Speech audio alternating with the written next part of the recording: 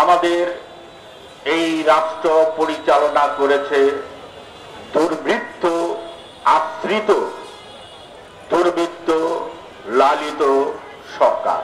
এবং এই দেশটা আমরা ৭১-এ যেভাবে মনে করেছিলাম এইটি আমাদের সকলের দেশ হয়ে উঠবে স্বাধীনতার মধ্য দিয়ে, এই দেশে বসবাসরত আবাল বৃদ্ধ বনিতা জাতি ধর্ম নির্বিশেষে সকলের দেশ হবে, আমরা এই দেশটাকে তা করতে পারিনি।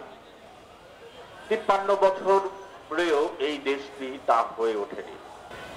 স্বাধীনতার পর সেই ৭২ সাল থেকে ৭৪ সাল পর্যন্ত আমরা দেখেছি যে কিভাবে লুটপাট চলেছে, ধ্বংসযজ্ঞ চলেছে, হাট মাঠ বাজার ব্যাংক বিমা লুট হয়েছে।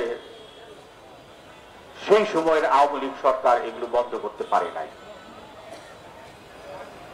আমরা যে নির্বাচনী ব্যবস্থার পরিবর্তনের কথা বলছি,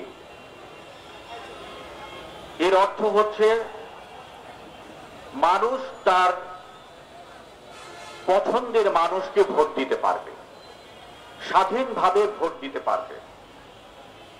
স্বাধীনতার পরের প্রথম যে নির্বাচনটি ১৯৭৩ সালে, সেই নির্বাচনটিও এই প্রশ্নের বাইরে যেতে পারেনি। সেইটি ছিল একটি প্রশ্নবিদ্ধ নির্বাচন।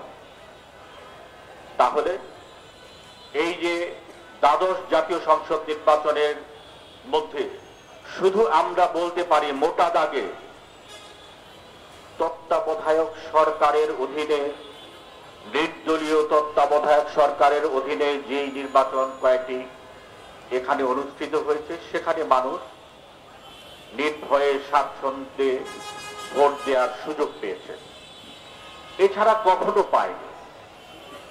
আজকে এই স্বৈর শাসক শেখ হাসিনার পতনের মধ্য দিয়ে আমাদের মধ্যে যেই আশার সঞ্চার হচ্ছে যে এখন আমরা আমাদের দেশটাকে আমাদের করে ফিরে পেতে পাবো, এই দেশটি আমাদের হবে, সকলের হবে।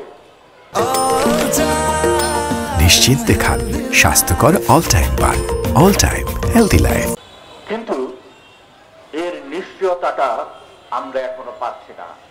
এখনো আমাদের মধ্য থেকে সংশয় ভয় দূরীভূত হচ্ছে না যে আসলেই কি তা হবে। কারণ বারে বারে আমরা তা চেয়েছি, কখনই হয়নি। যে সরকার ক্ষমতায় গিয়েছে জনগণের সাথে প্রতারণা করেছে, জনগণের ভোট নিয়ে অথবা ভোট ছাড়া যারাই ক্ষমতায় গিয়েছে জনগণের বিরুদ্ধে অবস্থান গ্রহণ করেছে, জনগণের স্বার্থ বিরোধী সকল কর্মকাণ্ড কালাকানুন তারা জারি করেছে, বাস্তবায়ন করেছে। আজকে যেই সরকার গঠিত হয়েছে, আজকে ৮ তারিখ, অর্থাৎ সরকার গঠনের ১ মাস। আমরা ১ মাসের মধ্যে বিশাল একটি পরিবর্তন আমরা হয়ে যাবে এইটি হয়তো ভাবি না, কিন্তু আমাদের আকাঙ্ক্ষার প্রতিফলন এই যে হাজার ছাত্র জনতার প্রাণ দানের স্বপ্ন, যেই স্বপ্নকে সামনে নিয়ে এই জীবন উৎসর্গ করলেন তারা, সেই স্বপ্নের প্রতি শ্রদ্ধাশীল হতে হবে। আজকে আমরা যেই বিষয়গুলো বিভিন্ন জায়গায় দেখছি, দখল, বিভিন্ন সেখানে প্রতিষ্ঠান, বিভিন্ন জায়গাগুলো, আমরা এর বিরুদ্ধে সরকারের শক্ত অবস্থান আশা করি। হ্যাঁ, সরকারের প্রশাসনের গুরুত্বপূর্ণ একটি বাহিনী হচ্ছে পুলিশ। যে পুলিশ বাহিনী শেখ হাসিনার এই দীর্ঘ ১৬ বছরে প্রচন্ডভাবে কলুষিত হয়েছে, জনগণের বিরুদ্ধে গিয়ে এই পুলিশ বাহিনী জনগণের একটি নিকৃষ্ট বাহিনী হিসেবে পরিচিতি পেয়েছে। আমরা বলতে চাই এইটি শাসক গোষ্ঠীর তাদের ইচ্ছার প্রতিফলন। আমাদের এই পুলিশ বাহিনীতে যারা আসে বা এই বিভিন্ন বাহিনীতে যারা আসে তারা আমাদেরই বিভিন্ন এই যে খেটে খাওয়া মানুষের, গ্রাম থেকে উঠে আসা, শহরের বিভিন্ন গঞ্জ থেকে উঠে আসা আমাদেরই আত্মীয় স্বজন, ভাই, আমাদেরই স্বজন। কিন্তু তাদের দূষিত করেছে, কলুষিত করেছে শেখ হাসিনা। আমরা এর পরিশুদ্ধ একটি রূপ দেখতে চাই। কারণ আমাদের দেশে গড়ে তোলার জন্য এই পুলিশকে লাগবে। আমরা আমাদের দেশ ছাড়া অন্য কোনো দেশ থেকে এদেরকে আনতে পারবো না। সুতরাং এদেরকে গড়ে পিটে আমাদের জন্য, দেশের জন্য তৈরি করতে হবে। এই কাজটা এই সরকার করবে। এবং আজকে এই যে বিভিন্ন জায়গায় আমরা দেখছি স্কুল দখল করে ফেলছে, মসজিদের কমিটি দখল করে ফেলছে, এর বিরুদ্ধে প্রশাসনের শক্ত অবস্থান গ্রহণ করতে হবে। সেনাবাহিনী রয়েছে, র্যাব রয়েছে, জেলা প্রশাসন রয়েছে, শক্ত অবস্থান গ্রহণ করতে হবে। এবং এই যে আমরা দেখছি বিভিন্ন মাজারে হামলা হচ্ছে, গত শুক্রবারেও নারায়ণগঞ্জে এক জায়গায় এই কাণ্ড ঘটানো হয়েছে, আমরা এর তীব্র নিন্দা জানাই। বিভিন্ন ধর্মের বিশ্বাসী মানুষ রয়েছে, ইসলাম ধর্মেও বিভিন্ন দৃষ্টিভঙ্গির মানুষ রয়েছে। কেউ ওহাবি, আব্দুল ওহাব নজদির অনুসারী, কেউ আবুল আলাম মওদুদীকে সঠিক বলে মনে করে, কেউ আহলে সুন্নি মতবাদের অনুসারী। আমাদের দেশে আউল, বাউল, ফকির বিভিন্ন মতাদর্শী রয়েছে।